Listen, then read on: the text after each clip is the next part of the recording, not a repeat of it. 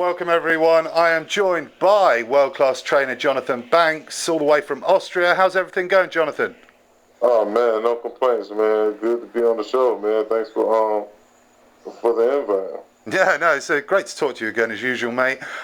So we're only a couple of weeks away now from one of the biggest fights since Groves fought Carl Froch at Wembley Stadium. How are you feeling in the lead up to this first? I'm good, man. I have no complaints. I'm good. Yeah, and one thing I wanted to get into was obviously Wladimir hasn't had a fight for well over a year now. Yeah. How's that been as a coach for you? How do you deal with that in terms of training Wladimir, in terms of the intensity of sparring and things like that? Well, none of that really changes because you got a guy who consistently works out, during the week, almost every other day. But you can't go 2 days not going by without him working out or doing something. So when you got a guy like that, it's like a machine. Okay, a machine is on. When you turn it off, it takes a long time to warm up. You got to tweak the cranks and all that. But when it stays on, stays running, and stays busy, then when it's time to really perform, all you got to do is let it go. So it's not that big of a deal with him. Okay, very interesting. And another thing I'd like to, obviously you're not going to give too much away because it's a huge fight. In terms of like the mindset, obviously he is coming off a big defeat against Tyson Fury and was kind of shut out in many ways by Tyson's tactical work. How has the mindset changed from not being the belt holder in there, being the B side? What has that given to the camp, and how's it kind of sort of changed? Has it changed the way you've trained or the way you've approached this fight in any way? It don't change anything. It changed the mindset that you going in first instead of second. But that's it. It's not. It still boils down to what happens when the bell rings. So it's not too much different. Very interesting. And sort of, in terms of, obviously Klitschko's over the last few years has been sort of fighting in Germany, which is sort of considered his home ground. Does that change anything in the build up to this in terms of sort of travel arrangements and things like that? I'm just trying to kind of. I don't think so, because you got a guy who won the Olympic gold medal in the country that he knew nothing. He only read about, So he won a gold medal in Atlanta, Georgia. So I mean, I don't think the location means anything. To me, it's the same from when you got any fighter. You got a guy who wants to fight, who has the desire to fight. It doesn't matter where you pick on the guy at. He's gonna fight no matter where he's at. He don't have to be home to fight. He don't have to be across the street. He don't have to be in his comfort zone, is what I'm saying. So, and I think these two athletes are true fighters. So it wouldn't matter where the fight was at. They both will come to perform their best. Yeah, it's very exciting. It's going to be a massive event, and it's sort of where I suppose the sort of last bit of really tough training is sort of coming up over the next 10 days, and then it's just get ready and you're coming over to England. Yeah, that's true. Yeah, looking forward to that. And obviously it's been a while since he's been out of the ring, and obviously his brother Vitali Klitschko seemed to take a much more prominent role within the sort of encouraging and corner work with Wladimir. Is Vitali as involved in this lead up to the fight? Well, Vitali's involvement is always the same. He comes in to work the corner. He wants to be in his brother's corner during the fight, so his involvement is the same. Yeah, and in terms of does James AliBashir, will he be working with you in this fight as well? What you mean? Because he's sort of worked in Klitschko camps before. Is he sort of involved in this camp as well, or not? Yeah, he's here. He's in the camp. Yeah, oh, brilliant. Well, it sounds like you've got a great team for this fight. Last time we spoke, you said it was going to be a very tactical fight. Are you still of the same mindset? I think so. Well, At the end of the day, it really depends on how each fighter choose to approach the fight once the bell rings. Because if you got one fighter not willing to engage, and you got another fighter wants to engage, that's gonna make it an ugly fight. But I do believe you have two fighters that's more than willing to engage each other, and I think that's why this is going to be a phenomenal fight.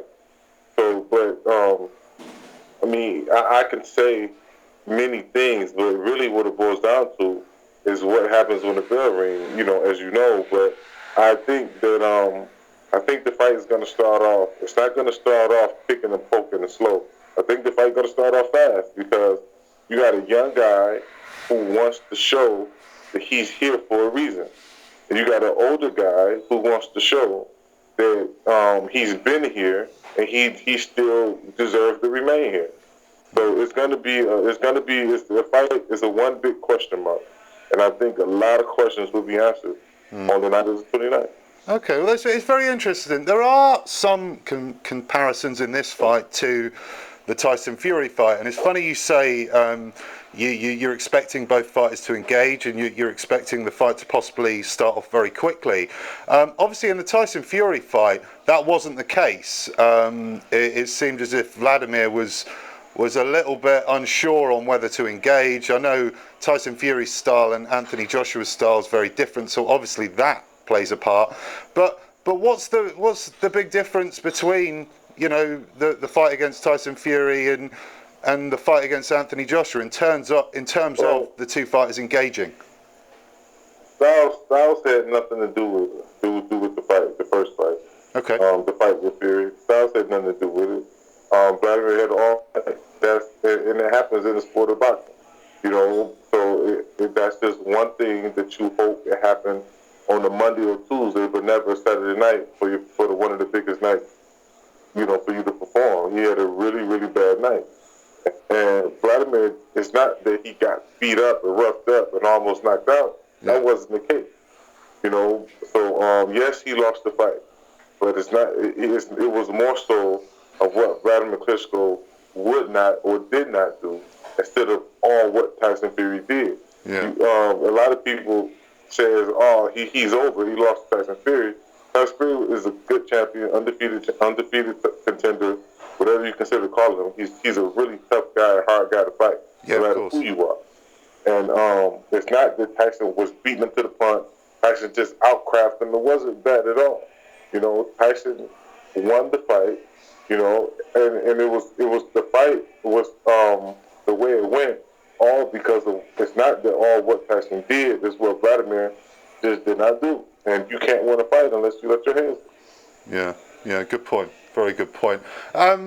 Obviously, because since Tyson Fury sort of had the fight with Wladimir and sort of retired, or we don't really know what he's doing, sort of opened up the whole heavyweight division. In terms of all the issues you had with the rematch being cancelled, how did that affect you? Did it leave you a bit disappointed in terms of, because Wladimir seemed very keen to get the rematch with Tyson Fury? Has it sort of been worthwhile now the sort of Anthony Joshua fights come through? Yeah, I can't say it's been worthwhile because no matter what, Wladimir, I'm pretty sure any fighter would like to go into, if you have a rematch clause, you would like to fight to redeem your loss and then move on. Wladimir wasn't able to do that. So that's the situation. So he just had to chalk it up and move forward. Oh, one other thing I wanted to ask. This is obviously a huge fight, Wembley Stadium, 90,000 people there.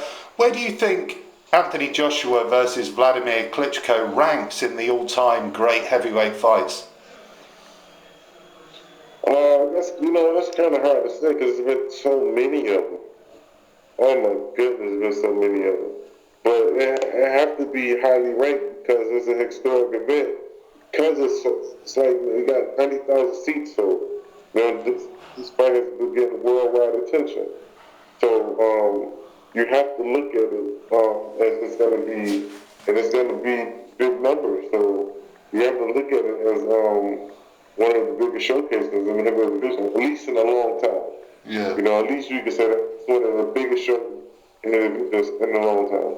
Yeah, so it's an absolutely massive fight. Where obviously we'll move on to what else you do with. Do you still work with Cecilia Braekhus? Yes, I do. Yeah, obviously congratulations on the fight with Clara Svensson. So just waiting for a new opponent with her at the moment. Yeah, well, actually, she already got a fight scheduled for well, I want to say June. I gotta look at the calendar for the date. But I want to say she fought shared her fight scheduled June 9th, I believe it Yeah. is. Okay. In her hometown of Bergen, Norway. Yeah. Okay. Brilliant. Well, it's funny. I'm in the south coast of Spain, so I've been meeting a lot of Norwegians. Very popular in Norway, obviously. Cecilia Braekhus. Finally, Jonathan, it'd be great to get your thoughts on. We've got Hughie Fury going to take on the New Zealand heavyweight champion Joseph Parker. How do you see that fight going? Well, it's kind of a you can't really call it because neither fighter has got a great deal of experience. You know, both are very young guys, and neither fighter have reached their full potential as of yet. Yeah. You know, so it's kind of difficult to say. I mean, you would have to give Joseph the edge, not only because he's champion, but he's fighting at home. But Hughie Fury, I've been knowing for a very long time, and he's also a really good fighter. He's a big guy. He's a big guy, big heart, and he's a big fighter. So I think that's a good matchup for the division. It's going to be a very tough fight. Yeah, it's all good. All going on at the moment in the heavyweight division. A lot of these heavyweight fights are very hard to call. Very split down the middle on opinion on Parker versus Fury and Klitschko versus Joshua. So it's all very exciting at the moment. Well, I just like to thank you so much for coming on again, Jonathan. It's been a pleasure as always to speak to you, and good luck. Good luck with the fight against Anthony Joshua.